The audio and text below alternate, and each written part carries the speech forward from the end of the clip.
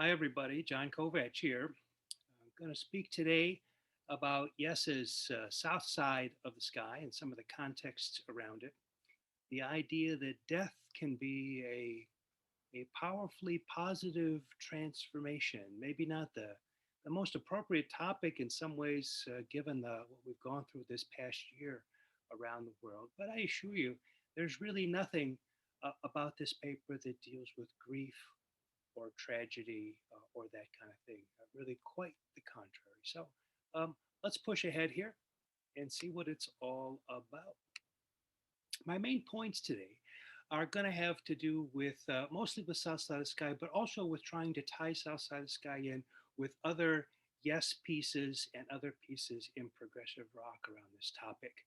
So the main point, South Side of the Sky presents a musical depiction, a programmatic depiction of death as a positive transformation. This depiction occurs in the song's middle section and employs wordless or syllabic vocals. Southside is not the only prog track, nor the only Yes track to engage death in this central way. It's also not the only Yes track to employ a dramatic central section, employing stasis or depictions of transformation. The depiction in Southside fits in with the general theme of fragility and fragile, and the band returns to the general technique of Southside in Close to the Edge to name just one track that follows South Side of the Sky. Just so you can to jog your memory about the Yes catalog, this is really the the the, the referential pieces for Yes, starting with the first album in 1969, and then finally the last album, sort of the classic lineup, or something like the classic lineup in 1980. The only band member to stay in the group all the way from 69 through 1980 is Chris Squire. Otherwise, you can see from this slide that there's people constantly coming and going. I've indented every album where there are two albums in a row that have the same personnel, and you'll see there's only three of those.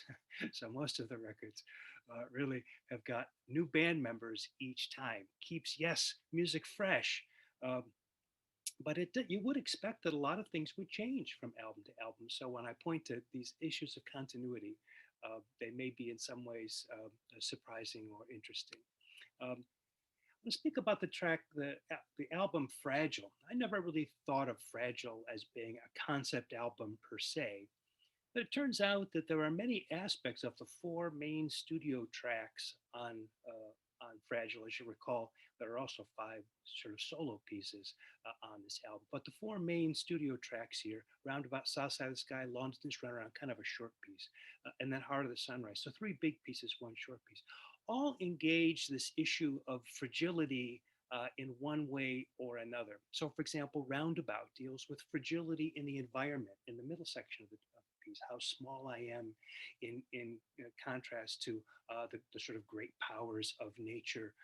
I interpret the term roundabout in this case in its sort of ultimate sense or its sort of more subtle sense to represent God or Brahma or the force, whatever works for you. But it creates this notion that the spirit is all round, and distance is really an illusion. So what seems far away is actually very close in the spirit. South Side of the Sky, as I'll talk about in a minute, is really about the fragility of life with death as a positive transformation. Long distance runaround, we could think of it being about the fragility of relationships or business relationships, romantic relationships and physical distance as an obstacle. Anderson has also said that he had thoughts of alienation from the church, so you could think of it as spiritual distance of an obstacle. In that case, it wouldn't be fragility of relationships, but maybe fragility of faith. Heart of the Sunrise, psychological fragility, being caught lost in the city, urban alienation. So when you take these four tracks together, Fragile really does refer to the topic that sort of ties them all together. So maybe it's more of a concept album than one might have thought at first glance. Here's the album art, the first in a series of famous album art things from Roger Dean. You can see the front cover. Things look fine enough, but on the back cover, the earth, this idealized earth, is coming apart. So for him, the fragility is a kind of environmental fragility. Um, the yes, dealing with the issue of death, and by death I'm omitting songs that have to do with killing or dying or war or anything like that. But I just mean the phenomenon of death and what happens when we die. Other prog songs dealing with death, we could think of the musical Box, where the spirit of the old man comes back from 1971 from Genesis. We talk about South Side of the Sky, To Be Over, a Yes track from Relayer, which is really about sort of letting go and flowing down that stream as you sort of let go of life and your life is over. Turn of the Century, again from Yes, from the Going for the One album from 1977, a song about a domestic partner who comes to life when a sculptor crafts a sculpture of that partner. Lamb Lies Down on Broadway is an entire story about a character in the afterlife or in the in between life, between incarnations. Same with the Passion Play from Jethro Tull from 70s. As you can see, South Side of the Sky is not really an outlier in the early 70s when it comes to dealing with this particular topic. Here are the lyrics, and I'll leave them up here for only just a minute. You can stop the video and study them if you'd like to. But really, the story of the song is, and Anderson has mentioned this about some mountain climbers who got stuck in a blizzard and perished. I'll draw your attention in the lyrics to the fact that in the first two verses, were we ever colder on that day? Were we ever colder on that day, a million miles away? By the third verse, it goes to were we ever warmer on that day, a million miles away? We seem from all eternity. So the change to warmth, the warmth of the sky, the warmth when you die, that's the moment just before we get this middle section that I'm going to talk about. And then when it comes back, it's nothing but warmth. There's no cold anymore here. There's been some transformation in the entire world that used to be cold and is still windy and rugged. You hear it from the music. It's the same music coming back again. Is now warm and transformed by what we've heard in the center section going along there. So my analysis, my interpretation here really has to do with thinking about this dramatic middle section, or a middle section dealing with a moment of stasis that seems to represent some kind of transformation. Perpetual Change has a little bit of a moment of stasis in it from the Yes album. Just as they get to the climax of the central instrumental section, there's a moment that they hold for just a second of stasis, just kind of like a fermata on the studio album. But on Yes songs on the live album, they really stretch it out to kind of a really longish moment of stasis before coming back in with the final verse. Of course, we're talking about Southside Sky, and I'll mention Close to the Edge in just a minute. Other Yes dramatic sections, Gates Delirium is that kind of moment of stasis transformation, although it occurs at the end of that piece, Soon, Oh Soon the Light. And then there's the central section of Awaken, which is really pretty clearly about transformation and as another sort of moment of stasis. And another one that actually has no lyrics, no words to portray this, but it's done entirely musically. So, as it turns out, this middle section of South Side of the Sky is heavy on the vocals. It's also kind of a showcase for Rick Wakeman's piano playing, but it's a showcase for the three Yes frontmen, Steve Howe, John Anderson, and Chris Squire, to do a kind of a vocal set piece. The first one of these really goes back for this particular trio of singers. I mean, there's lots of great harmony singing on Yes records, but sections where they're really sort of putting the vocals up front as kind of the most important thing. First really big one like that is Your Move, which features Anderson on solo, lead vocal, and then the two backups, Howe and Squire. At the end of Roundabout, we get a little bit of a Crosby, Stills, Nash and Young syllables only kind of thing at the very end there. We'll talk about South of the Sky in a minute, which I say is syllables only. We might include a John Anderson solo piece from Fragile, We Have Heaven, which is very much a kind of a vocal layering of various kinds of vocal parts. And the We Have Heaven, the heaven part of it maybe, is worth thinking about with regard to South Side of the Sky. Close to the Edge, as I'll show in just a minute, really does bring back some of the Your Move kind of thing and combines it with South Side of the Sky with the solo and two backups, that central section, In Her White Lace. Siberian Khatru, syllables at the end, syllables only at the very end of that, and Sound Chaser, there's some syllables only stuff in that from relayer. And so again, when we come to South Side of the Sky and the harmony vocals, this is not a one-off kind of occurrence in Yes music. In fact, one of the kinds of things they come back to again and again, almost a trademark of their style. Well, here's the piece, a South Side of the Sky, and you'll see one of my sort of typical form diagrams here. You get the form in the center. You can go back and stop, screenshot or stop on this part of the video to look at this a little bit more carefully, because I'm going to blow through it pretty quickly here. But the form, I'm taking this to be a kind of a modified compound AABA form. You see the form there in the leftmost margin, AAAB, and then AA, and then a coda, a little asterisk marks the re-beginning, where the beginning drum bit comes back again to start us into the second two A sections at the end there at 5 minutes and 9 seconds. So it really is a kind of an A sections, then a big B section. I only say compound AABA because a lot of Yes music really uses that. So that seems to be the model they have in mind. But if you're happier with compound ABA, that's fine. It's really all the same thing.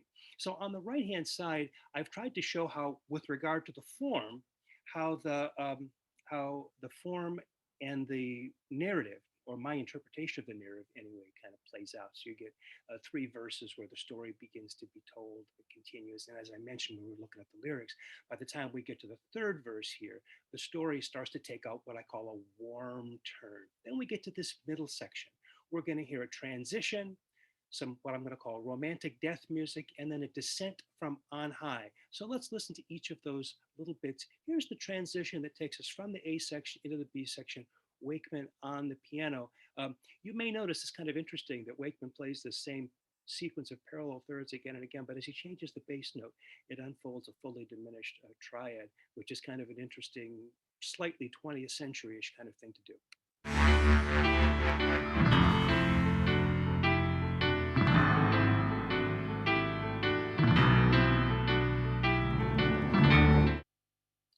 We then come to the sort of what I call romantic death music. It sounds very much like a flamboyant, romantic 19th century piano piece. One thinks maybe of Beethoven's Pathétique.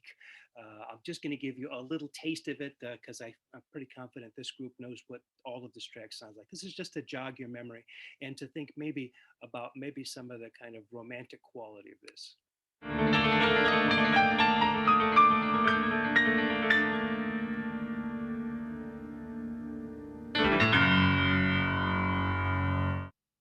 Now, is that lick where he goes all the way down to the low line, that flourish downward, is that the moment of death?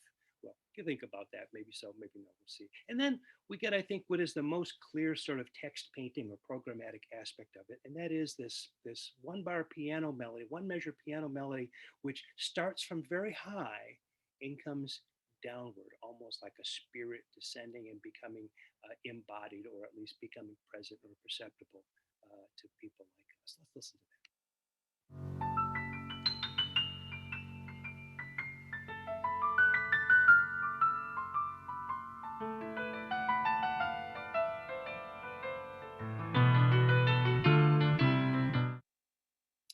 Then we get the wordless vocals, and I'm calling these the bliss vocals, the moment when the protagonists, one or many, depending on how many mountain climbers you think there are, experience this moment of transformation when they start to realize that this death thing is really not going to be cold and lonely, but there's something else that's happening here. So here are the bliss vocals, and we'll see if you agree with me that they portray that kind of a sense.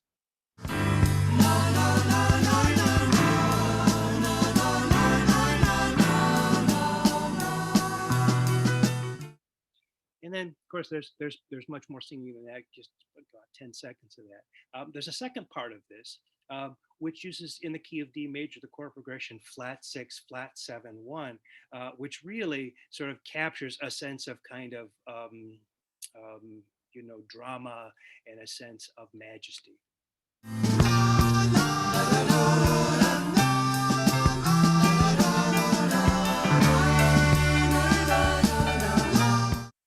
So After that, in the form, you can see that they go back to the interlude that began the section. Probably doesn't make as much sense from the narrative point of view, but from a musical form point of view, it makes perfect sense to go back to that material, repeat it, and come back to the same material again. We have that all the time in music. The most interesting thing, though, for me here is when we get to the very end of this, what I'm calling interlude three, we get that same figure that descended down from on high, re- returning back up to on high, starting from the lower register and going upward, as if the spirit, or whatever you want to call it, descends, infuses the souls of these particular dying and dead mountain climbers, and then carries them back up or deeper to something else, whatever kind of imagery floats your boat. But that's what I think is happening here.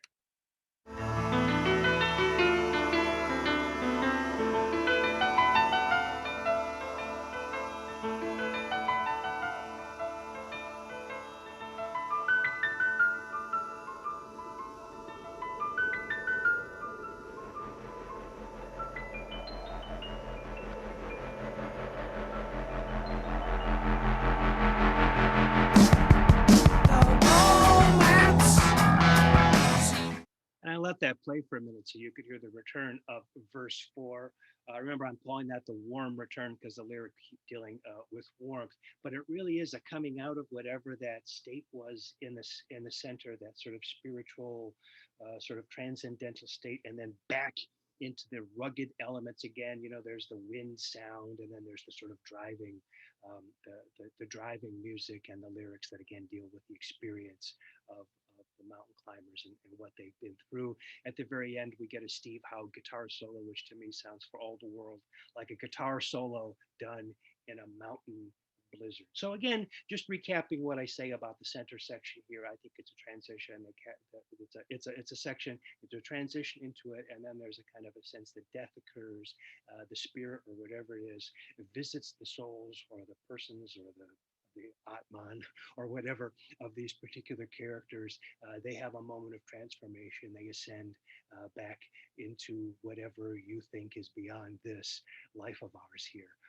And that's what's trying to be portrayed here. Seems fairly consistent with other kinds of things that happen in yes music, and probably not just about mountain climbers dying, but about something else going on that's a little bit more a little broader and more comprehensive.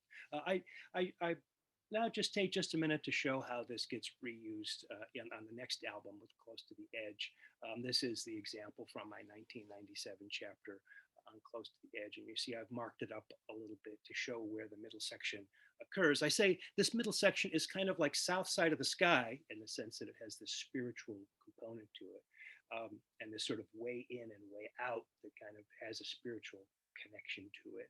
And then the kind of solo and two backup vocals that we got from Your Move. So they've sort of taken the idea of South Side of the Sky, combined it with Your Move, and created this central section. I go through in my article why this has to do with Siddhartha and his hearing of the Om and the transformation and all that kind of thing. So I won't rehearse that here. But I just want to point out that, again, like the little piano melody that comes down from on high and then goes back up to on high again, in this case, we get the church organ leading us into this moment with the kind of refined fugato kind of section, what I call the Close to the Edge fugato. And then after the vision that takes place, the sort of Om stasis, and then the vision that takes place in the center there. We get the church organ again, but here now when it returns, much more dramatic when it returns. We get slightly more vision, and then the church organ comes back again, yet even more dramatic with a kind of fanfare thing that goes on. So it's pretty clear it goes in and out to the church music. If we think about Anderson and London Schreiner and the alienation of the church and various kinds of things, it all seems to be of a piece. I'm not saying these things are narrative, that they're consistent, that they make a lot of philosophical sense in a systematic kind of way. They're evocative. They evoke these kinds of ideas of spirituality. They depict various kinds of things, but they don't articulate a philosophy as much as they evoke ideas in philosophies and ideas about spirituality. So to come back to the main points again here, the South Side of the Sky presenting a musical depiction of death as a positive transformation that occurs in the song's middle section, employing syllabic wordless vocals. South Side is not the only prog track, nor the only yes track to engage death in this general way. It's also not the only yes track from Floyd dramatic central section. Depiction of Southside fits with the general theme of fragility on Fragile, and the band returns to this general technique of Southside and Close to the Edge along with your move. So I'd like to thank you for your patience in listening through this interpretation of a very well-known yes track. Uh, I hope that it was helpful for you and useful in some kind of way. And I look forward to hearing all of the other papers that are going on during this conference. Thank you very much, everybody. See you later.